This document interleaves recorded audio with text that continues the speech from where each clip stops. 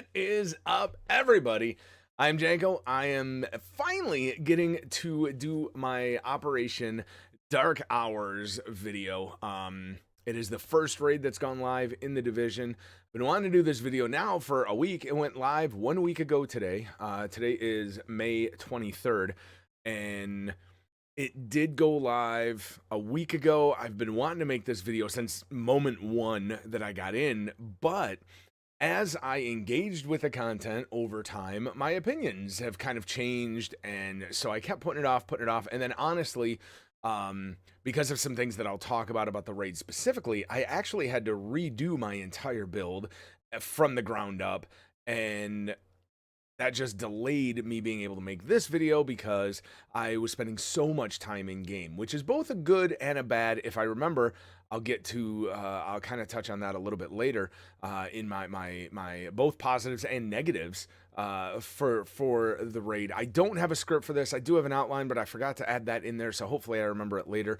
As you guys know, I don't like doing a lot of scripted content. I like to present here on YouTube generally what you'll see if you ever tune into my live streams on Twitch, because this is pretty much what I like to do. I like to go uncensored. I just like to kind of riff and just go off my mind and tell stories and talk and chat in this way, as opposed to like going off a script and reading stuff. I don't do that very well.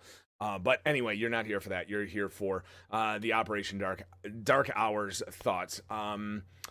Mild spoiler warning just before we really get into it. I'm not going to get into like details in each encounter and like specifics about mechanics of the raid necessarily. I will touch on some here and there because I think they're definitely needed to be brought up when we're talking about future raids, or even ways to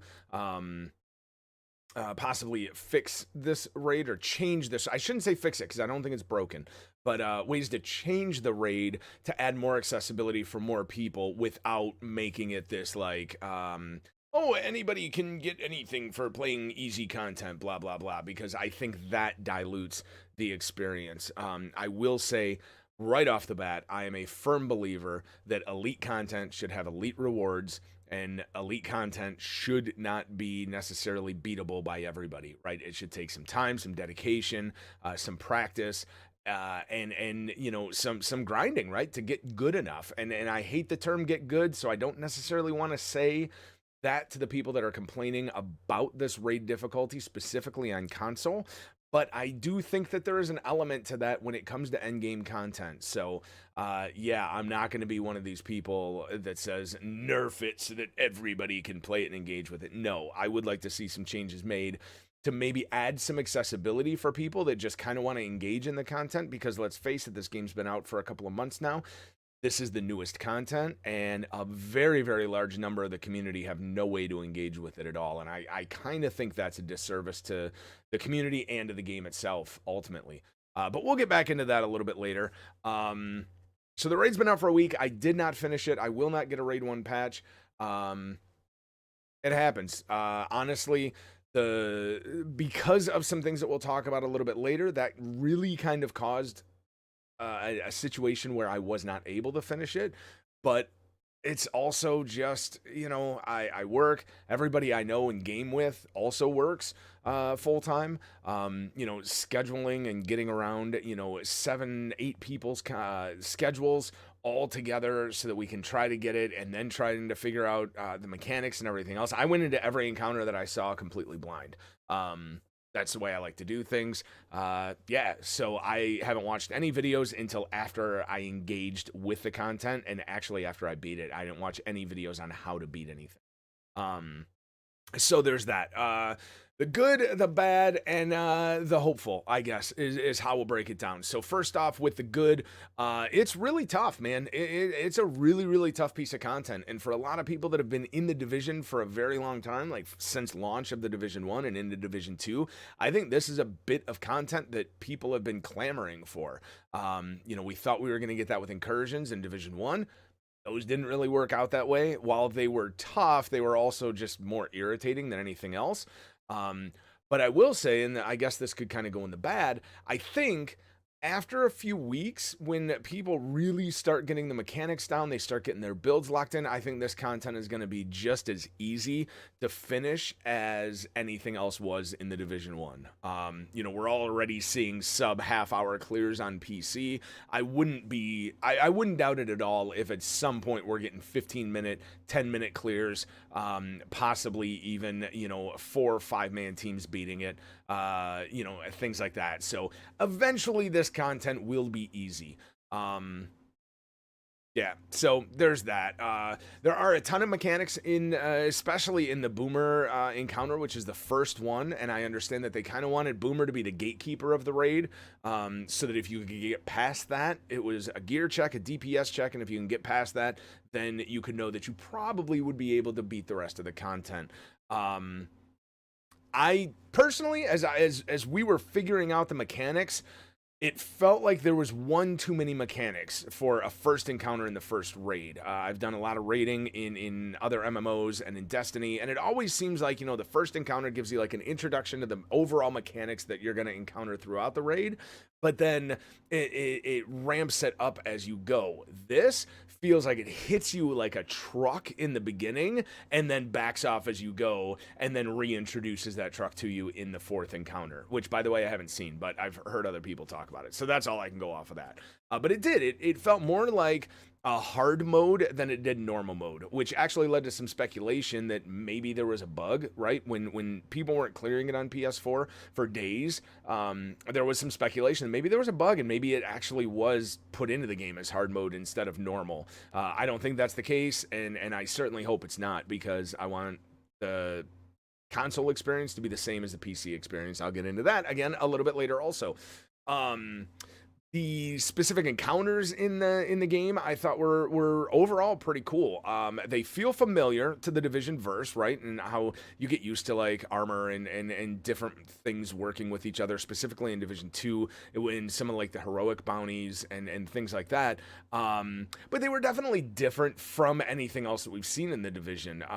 The mechanics weren't necessarily, you know, next level. Oh my God, you're not going to believe the mechanics in this game. But they were definitely amped up or a step up from what we've seen in the Division thus far, and I thought overall they were pretty damn cool, honestly, while still fitting in with the tech and the world of the Division. You know, overall, I think it's a fun raid. I like it. I said day 1, day 2, day 3 that I've never had as much fun slamming my dick into a wall. I had a blast. It definitely gets frustrating because of some issues I'll bring up later. But yeah, I mean, overall, I think it's fun. I wish, well, we'll get into that a little bit later. The bad, honestly, screw it, we'll get into it now. The build diversity in the raid is absolutely atrocious. It's garbage. It needs to be fixed with future raids. I don't know any way that you could fix this raid to include more build diversity and more roles for people. I really enjoy games that force players to embrace a certain role when you're going into group content, right? That kind of classic healer, tank, DPS build diversity, I guess. I'm a big fan of it, but at the same time, I think it's kind of been a broken mechanic now for too long, and it leads to other issues. So I like games getting away from it. However, I think this raid steers away from that massively. Case in point, there was a patch 2 days before this raid went live, and it changed a lot of things. It nerfed and like just kind of screwed a ton of builds and broke a lot of builds. I knew what was coming with that patch, so I thought I had future-proofed myself. I had a build with compensated on the ropes. I can never remember the name of the chest thing that gives you more damage with the more armor that you have. Unstoppable Force, that's it, right? So it was like Unstoppable Force on the ropes, compensated with Pulse, and Spotter, and it's an amazing build. I can solo, you know, challenging stuff with relative ease with this build. Got in the raid, completely useless, because you can't burst down enemies in order to trigger certain talents. You're competing with your entire team to try to land that last bullet to try to trigger your talents, which makes it useless. And so overall, I think that really caused a lot of people to have to stop and then go back. And for me personally, I stopped. That was Thursday. Friday we tried again. It didn't work. Saturday I tried to make some tweaks to that build. Still didn't work. By Sunday I just scrapped that build altogether and went with an AR, and I did nothing but build DPS and weapon damage and damage to elites. And that's what you have to do in this raid. And I think that's really a disservice to the players, because so many people like this game because it's fun to make builds, right? And to come up with something unique that's going to be useful and cool and awesome, and you think you've got that, and then you get into the raid and you realize there's no place for it. And I think that's super, super disappointing, and that needs to be changed with future raids. First and foremost, there needs to be more build diversity. Part of that goes into a problem with the division in general, with the way skills are, and skills are kind of useless. There's like 3 good ones, the rest of them are terrible. They made a patch a while ago that reduced the amount of skill power that you needed to put mods on your skills themselves, but then they also reduced the amount of skill power you get, so it was just a double kick to the nuts at that. It just didn't work. So that's one. DPS is the only thing you need. In this raid, it's DPS is king, and that's it. There's no queen, there's no court jester, there's no anybody else. There's no princes, no princesses, there's no knights. It's just there's DPS is king, nothing else is even remotely useful in the raid. And that is the number one problem I have with the raid. Number 2 problem, I honestly made a 25-minute long video about this. It's been a huge debate, but it needed matchmaking. It still does, even week 1. Now, I will say off the bat, my full thoughts on matchmaking are in that other video, so I'm not going to get too much into it here. I don't think matchmade groups are necessarily going to go in and just steamroll and beat the raid. Most of them are probably going to end with people rage quitting, because that's what people do. However, I do think it should be in there, because there were multiple times that we had 6 people and couldn't find another 2. Or we were into it for a couple of hours, we were really, really close on Boomer, and then somebody disconnected or went away or had to go, spend time with their family, and we needed one person, couldn't find a filler. And as a smaller streamer, right, or like an up-and-coming streamer, or whatever the right way is to say that, I have a decent community, but I mean, I have an awesome community, but decent sized community, and I couldn't fill one slot. Like, I couldn't even imagine engaging with this content as a regular gamer and not as a streamer. So yeah, that matchmaking would have definitely made it easier to just go in, be able to hit their search for one, get somebody in, explain to them where we're at, and then you're only having to manage one new person as opposed to, a whole bunch on another night or something else. Yeah, and I know that there's places where you can get groups, right? Discord, LFG, places like that. However, the time investment to fill 1 slot or 2 slots or 3 slots or even a full raid group through those is much, much more than it is to matchmake, and most likely you're still going to run into the same issues with those LFGs as you will with matchmaking. So I don't really see the negative in having it. I think it should have been there. That's that. There's a 25-minute video. I'll link it down below if you want to see my full thoughts on it. Go ahead, watch that. After you watch this, I'd really appreciate it. Yeah, so there's that. The other negative that I personally I really saw was there just seemed to be a ton of server issues. I know that the movement issue on the NPCs has come up. It's known. They talked about it on State of the Game yesterday. It's going to be fixed in a hopefully upcoming very soon patch. But that made it atrociously difficult at times to manage ads, right? You'd have ads running through the door, you're shooting at them, they run straight through your grenade, they don't even catch on fire or anything else, even if there's fire in front of them, and then they bolt for the other side of the room. And when you've got your group all set up to do things, that makes, okay, now that ad runs away, so now either I have to break off to go chase down that one ad, or we leave him there for later, and then as we go around, 2 or 3 do that, and then there's more ads to contend with later. So like that movement was really weird. There was like weird things with Boomer and his aggro mechanic that like the person would have aggro. It happened multiple times. I'd have aggro, starts like coming out the door, and then like I pop his chest because we thought that was the way to like hold his aggro. And then he charges at somebody else, even though I still have the red eye. Or he'd stop, he'd throw a grenade at somebody else, or he'd start coming to me, and then he'd swing at somebody else because they were near him, and then he'd break off running after them, but then I still had the eye, and like, that, I don't know if that's a server issue, or if it's just, I don't know, man, maybe Boomer snorted some coke before he came out of there, and he was just tweaking, and he was just weird. I'm not exactly sure. But yeah, those kind of desync issues, we had some issues desyncing with our group members that were like shooting and not doing damage. Damage wasn't registering. I know there's a couple other bugs in the game, which is why I really think there should have been at least a week before Title Update 3 and the launch of the raid, because I think some bugs were introduced in this patch, and when the raid drops 2 days later, they can't be fixed. And then when they go into the raid, it kind of can ruin the raid experience for people.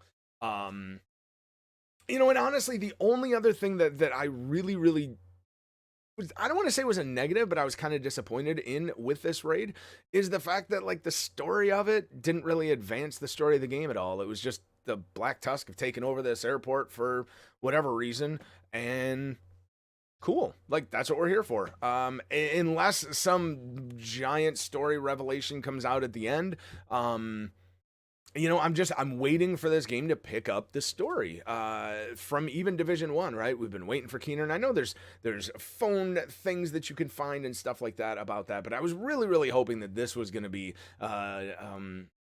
reintroduction of those story mechanics, or those story elements that have kind of been left behind since Division 1. I was hoping that this was going to be it, but again, you know, they say that the road to disappointment is paved by expectations, so that's my own fault for having those expectations. A lot of people I know will say that the difficulty of this raid is a negative. I don't think it is. I think it's hard, especially right when you get in. But again, I think in a couple of weeks, people are going to be clearing this really easy, and people are going to be like, I can't believe we thought this was difficult, because honestly, it really isn't that tough. I mean, it is. I don't want to say it's not, because then that's going to like shit on people who are really struggling with it. It is difficult. I'm not saying it's not, but with the right builds, or sorry, the right build, it makes it much easier and not so difficult. The most difficult thing about this raid is getting your damage to elites and your weapon damage up so that you can burn down ads and do damage to the bosses, and coordination and communication. That's absolutely essential. That feeds into the matchmaking thing, so I do think if they ever add matchmaking into this, they should have a requirement for some kind of mic or something like that. I know that's not as big of a deal on PC, but on console it's definitely a necessity. But yeah, I mean, that's that. I will say right now, I do not want this nerf, or this raid nerfed. They said yesterday in the State of the Game that there's absolutely no plans right now to make it easier or to change it on console or anything else. Massive, seriously, please stick to those guns. Do not nerf the normal difficulty version of this raid. If we are playing the normal difficulty right now, keep it the way it is. Do not nerf it.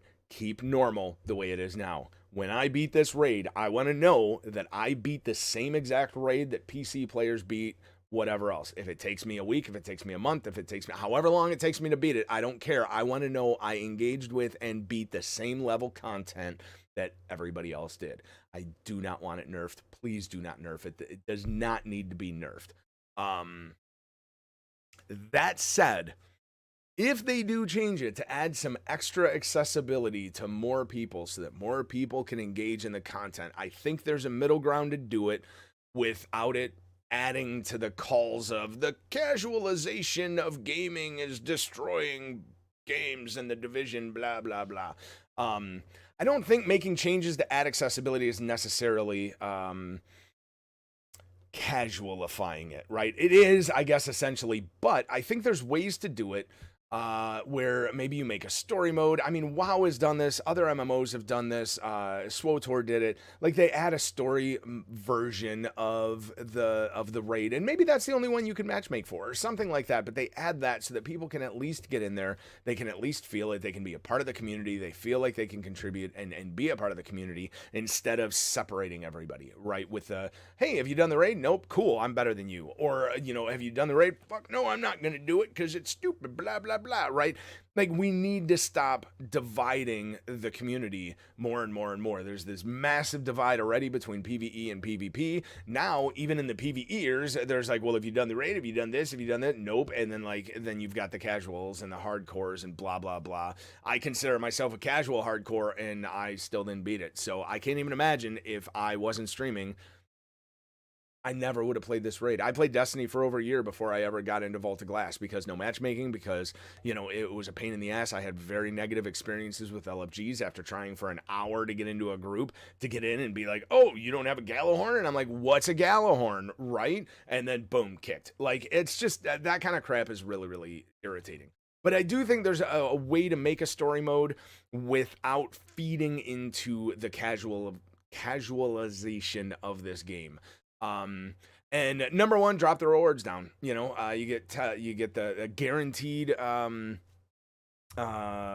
blueprint every encounter that you beat. Make that maybe a 50 or 75% chance. Maybe you get it, maybe you don't. Instead of, I think you get 3 high ends or whatever, make it 1 or 2.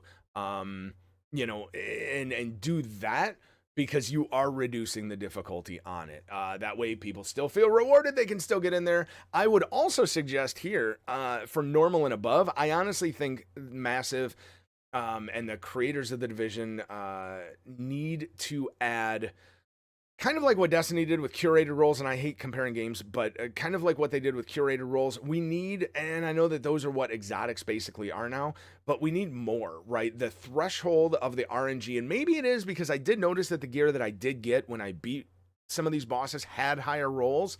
I'd hope that the rolls in the raid drops are like reduced windows of RNG from the rest of the game, right? If I get a drop and it's got LMG damage on the gloves, for instance, I hope that will roll 10 to 12 or near the upper end of the max rolls. Maybe not max, but damn near close to it. As opposed to like getting a 3% or an 8% or something that I can get anywhere else, right? Like, the raid should be an area that we can go and focus, farm for higher end, or maybe not higher end because I don't want the gear score to be different, but higher statted gear. Not higher than you can get anywhere else, but a higher percentage chance of getting that gear. And I'm totally going off my outline right now. That's why this is going super, super long. I apologize now. Please hang with me. Yeah, so that's one. Drop that because you are making it a story mode.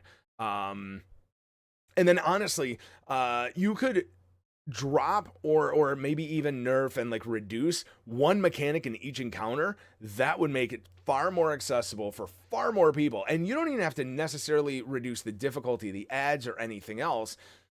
You could just take one little tweak or even remove a mechanic entirely. It would make it easier. It would still be difficult, but it would make it easier and more accessible for people that are matchmaking or that are brand new to endgame type content, things like that. Boomer's health could trigger, half as often or heal him for half as much. The consoles, the PC consoles in the Boomer thing, instead of having to do 1 and then once he's at 50% having to do 2, and then once he gets down to 3 bars having to do 3, just leave it at 1 the entire time, or 1 and then it goes to 2 when he's at 3/4 health or half health, and then it's only 2, right? Stuff like that you can do to make it more story mode or easy mode without making it easy mode and laughable content. You could reduce like the number of ads, but not their number or not their difficulties. And on this, like what I was just saying, about the mechanics being reduced or whatever, I would like to see it go that route more than making it too easy, right? And in the future, I honestly, this is the other way to view this. I would like to see this content, this specific content in the Division 2 and Massive. If anybody in Massive is watching this, please pay, like, I don't know. I don't even know if this is possible, but when you boost up the gear score the next time, make a legacy version of this raid. And this could be the way to make a story mode without having to change any mechanics. Make a legacy mode where it locks it in at 500 gear score. And let's say the gear score goes up next to 600. That gives all of the people that don't have time to grind or whatever, you know, right now, a lot of the people that are complaining right now say that they don't have the time to grind, they don't have the gear, blah, blah, blah.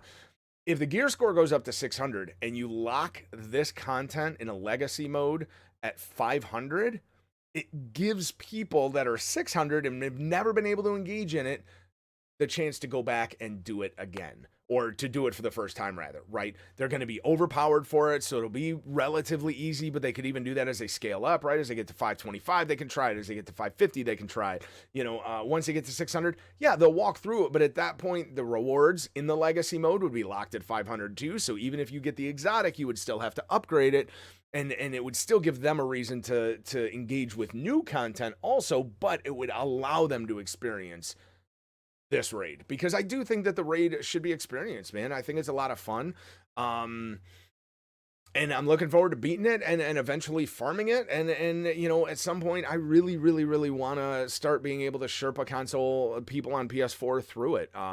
That's one of the reasons I got into streaming in the first place, was I wanted to give people a place where they could come in, find like-minded gamers, and kind of try to build a community to be able to support people and be able to find people raid groups. Because I remember how frustrating it was when I was a Destiny player and I wasn't in a guild, and you know, I couldn't engage in any of this super cool content. And like I want to try to avoid that for anybody else.